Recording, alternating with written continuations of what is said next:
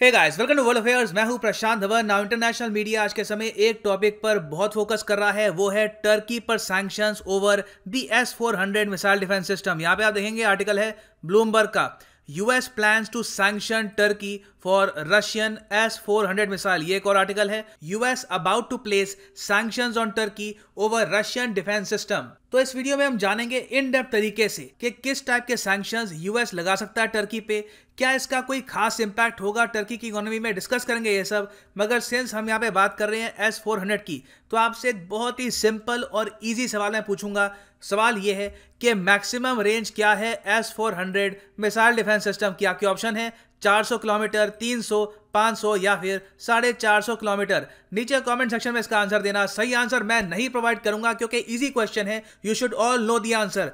Now Turkey पर US sanction लगाएगा, ये बात हम सुन रहे हैं पिछले एक साल से। एक्चुअली टर्की ने ये S-400 तक परचेज किया था रशिया से 2019 की शुरुआत से। तब से इस पर आर्टिकल लिखे जा रहे हैं कि कभी भी यूएस इंपोज कर सकता है सैंक्शंस टर्की पर।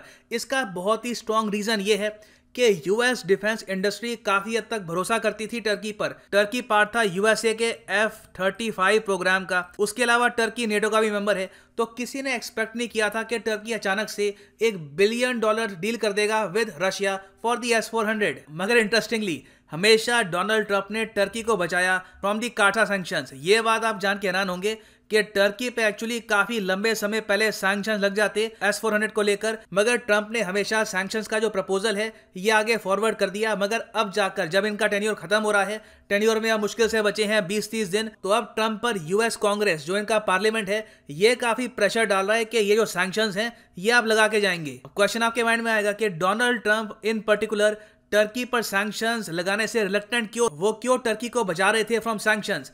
वेल देखो, इसको लेकर काफी स्पेकुलेशंस हैं, काफी आर्टिकल्स हैं ऑनलाइन। और तो और यूएसए के जो फॉर्मर एनएसए हैं जॉन बोल्टन, इन्होंने अपनी किताब में लिखा था कि डोनाल्ड ट्रंप और अर्दोआन बहुत ही अच्छे दोस्त हैं। और इन्होंने कुछ हिंट भी दिया अपनी किताब में कि हो सकता है कि डोनाल्ड ट्रंप के कुछ फाइनेंशियल इंटरेस्ट भी हो टर्की में। डोनाल्ड ट्रंप की काफी सारी प्रॉपर्टीज हैं इन टर्की।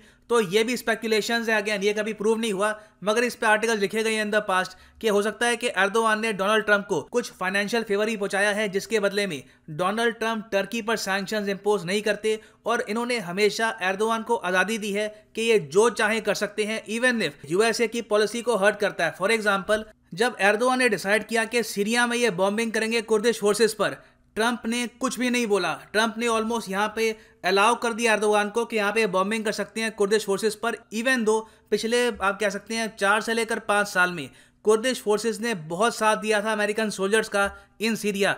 तो वो एक बहुत ही बड़ा आप कह सकते हैं धोखा था, एक बिट्रेयल था of America to the Kurdish forces. हालांकि मैं ये ऐड कर दूं कि बाद में यूएसए की जो कांग्रेस है, जो उनके लॉ मेकर्स हैं, उन्होंने ट्रंप पे इतना प्रेशर डाला कि कुछ माइन्यूट सैंक्शंस तो ये इंपोज करे टर्की पर सीरिया में एक्शंस को लेकर। मगर ओवरऑल आप कह सकते हैं ट्रंप बहुत सॉफ्ट रहे हैं टर्की पर। मगर अब फाइनली ट्रंप पे काफी प्रेशर आ चुका है कि कार्सा एक्ट के अंडर ये टर्की पे सैंक्शन लगाए ना। कार्सा है क्या? कार्सा है countering America's adversaries through sanctions act. ये एक्ट यूएस की कांग्रेस ने पास कर दिया था और उसमें यह लिखा था कि ये जो 3 देश हैं, ईरान, नॉर्थ कोरिया और रशिया, इन पे यूएस लगाएगा हैवी सैंक्शंस। ये तो होंगे फर्स्ट ग्रेड सैंक्शंस। मगर in the future Iran, North Korea, Russia से कोई भी देश करता है डिफेंस डील, तो उस कंट्री पे लगेंगे सेकेंडरी सैंक्शंस। ठीक है, सेकेंडरी सैंक्शंस। ये सैंक्शंस उतने ज्यादा नुकसानदेह नहीं होंगे जितने फर्स्ट ग्रेड होते हैं, मगर डेफिनेटली इससे भी कुछ ना कुछ नुकसान होगा। और इंटरेस्टिंग बात यह है कि जब यूएस कांग्रेस ने कार्सा एक्ट को अप्रूव किया, तब भी ट्रंप ने इस एक्ट का काफी विरोध किया और कहा कि यह एक्ट ठीक नहीं है। मगर सिंस कांग्रेस ने अप्रूव कर दिया है, मैं मजबूरी में इस पे साइन कर रहा हूं। अब अगला क्वेश्चन यहां पर यह आता है कि ठीक है, ट्रंप कार्सा एक्ट के अंडर टर्की पर सैंक्शंस लगाएंगे, मगर किस टाइप के सैंक्शंस लगाएंगे? अगर सेकंड ग्रेड सैंक्शंस भी होंगे तो कैसे सैंक्शंस हम यहाँ पे इंपोज कर सकते हैं? तो देखो, इस एक्ट में ये लिखा है कि जब सेकेंडरी सैंक्शंस लगाने हैं तो 12 पॉसिबल सैंक्शंस में से कोई भी 5 सैंक्शंस अमेरिकन प्रेसिडेंट चूज कर सकते हैं। तो अमेरिकन प्रेसिडेंट के पास यहाँ पे ऑप्शंस हैं कि सैंक्शंस बहुत ज्यादा कठोर हो, या फिर ये चाहे तो बहुत ही ज्यादा रिलैक्स सैंक्शंस भी इंपोज कर सकते हैं। ये सैंक्शन हो सकते हैं कि sanction on US export import bank credit, मतलब कि यूएस जो अपने आप में दुनिया की बहुत बड़ी मार्केट है, वहां पे इंपोर्ट एक्सपोर्ट करने में आपको बहुत प्रॉब्लम्स आएंगी। Sanction large loans from US financial institutions. ये काफी सख्त सैंक्शन है कि अमेरिका के जो फाइनेंशियल इंस्टीट्यूशंस हैं वहां से लोन नहीं ले पाएगा वो देश। वर्ल्ड बैंक, आईएमएफ के जो लोन है ये भी ब्लॉक हो जाएंगे, ये भी एक और सैंक्शन का पार्ट है। तो इस तरीके से हैवी सैंक्शंस भी हैं, कुछ काफ़ी हद तक छोटे सैंक्शन भी हैं कि सिर्फ एक इंडिविजुअल पे सैंक्शन लगेंगे, वो इंडिविजुअल यूएस नहीं आ पाएगा, उस इंडिविजुअल के जो भी बैंक खाते हैं, जो भी उसके एसेट हैं यूएस में, ये सीज कर लिए जाएंगे। तो अब देखना ये है कि ट्रंप जाने से पहले टर्की पर हैवी सैंक्शन लगाएंगे या फिर लाइट सैंक्शंस। प्रोबेबिलिटी बताई जा रही है कि ट्रंप जाने से पहले टर्की पर बहुत ही ज़्यादा लाइट सैंक्शंस इंपोज करेंगे, जिससे टर्की की इकोनॉमी को कोई लॉस नहीं होगा। सिमिलरली इससे पहले हम देख चुके हैं कि जब ट्रंप ने सैंक्शन लगाए थे चाइना पर ओवर S-400, तो इनके पास ये ऑप्शन थी कि ये चाइना की फंडिंग रोक सकते हैं फ्रॉम वर्ल्ड बैंक और आईएमएफ, मगर इस टाइप के सैंक्शंस ट्रंप ने इंपोज नहीं किए और आप कह सकते हैं हार्मलेस टाइप के सैंक्शंस इंपोज किए चाइना पर ओवर S-400 परचेज। और अजीब बात तो यह है, ट्रंप के बहुत ज्यादा कमजोर सैंक्शंस को देखते हुए चाइना ने इस इशू को बार बार इंटरनेशनल मीडिया, इंटरनेशनल फोरम में उठाया है कि दुनिया अमेरिकन सैंक्शन से डरती क्यों है, इनके सैंक्शंस आज के समय इतने ताकतवर है नहीं। और ओपनली चाइना ने कई बार मॉक भी किया यूएस को। यहाँ पे आप अगर देखेंगे, ये आर्टिकल है CGTN का। CGTN एक न्यूज आउटलेट है जिसको फंड करती है चाइनीज कम्युनिस्ट गवर्नमेंट। ये कह रही है the minimum strategic value of US sanctions on Turkey. ये जानते हैं कि टर्की पर सैंक्शंस लगेंगे, मगर उसकी स्ट्रेटेजिक वैल्यू क्या है और सैंक्शंस अपने आप में क्या होते हैं। सैंक्शंस मतलब कि रुकावट, और सैंक्शंस ऑब्वियसली वही देश लगाएगा जिसके पास एक स्ट्रॉन्ग इकोनॉमी है, वर्ल्ड इकोनॉमी पे कंट्रोल है। ये जो कंट्रोल है यूएस का, ये धीरे धीरे स्लिप अवे कर चुका है पिछले कुछ सालों में। आज के समय अमेरिका आर्थिक रूप से उतना सक्षम नहीं है, उतना डोमिनेट नहीं है दुनिया में जितना एक समय होता था।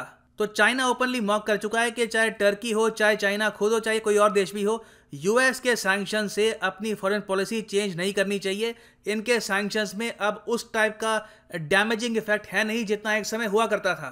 और कई बार मैं देखता हूं लोग ये भी क्वेश्चन पूछते हैं कि क्या सैंक्शंस का कोई इंस्टीट्यूशन है, क्या यूएस को अधिकार है सैंक्शंस देने का। देखो, सैंक्शंस कोई भी लगा सकता है, शर्त यह है कि आपके सैंक्शंस में दम होना चाहिए, आपके पास इतनी पावर होनी चाहिए कि आप दूसरी कंट्री को पनिश कर पाओ। जैसे कि फॉर एग्जांपल भूटान कल को कहता है कि इस टाइप के सैंक्शंस हम लगाएंगे चाइना पर, तो वो पॉसिबल नहीं है। भूटान के पास कोई इन्फ्लुएंस है नहीं ऑन आईएमएफ और वर्ल्ड बैंक या फिर एशियन डेवलपमेंट बैंक। भूटान की करेंसी इतनी ज़्यादा सर्कुलेट नहीं हो रखी, तो आपके पास फाइनेंशियल पावर पहले होनी चाहिए, उसके बाद ही आप उसको इस्तेमाल करोगे। मगर अब लार्जर क्वेश्चन यहाँ पर यह है कि ठीक है, टर्की पे तो सैंक्शंस ऑलमोस्ट अब लगने ही वाले हैं, it is only a matter of a few days. मगर इंडिया का क्या होगा, क्योंकि इंडिया को कभी भी कोई ऑफिशियल वेवर मिला नहीं है S-400 को लेकर। यह बहुत ही इंपॉर्टेंट बात है। चाबहार पोर्ट को लेकर तो इंडिया को लिखित रूप में एक वेवर मिला था कि जो भी ईरान पर सैंक्शंस हैं, चाबहार पोर्ट को लेकर हम हटा देते हैं, इंडिया वहां पे जो भी कंस्ट्रक्शन है वो कर सकता है। मगर S-400 को लेकर पॉसिबिलिटी है कि टर्की के बाद इवेंचुअली एक दिन इंडिया पर भी सैंक्शंस लगेंगे।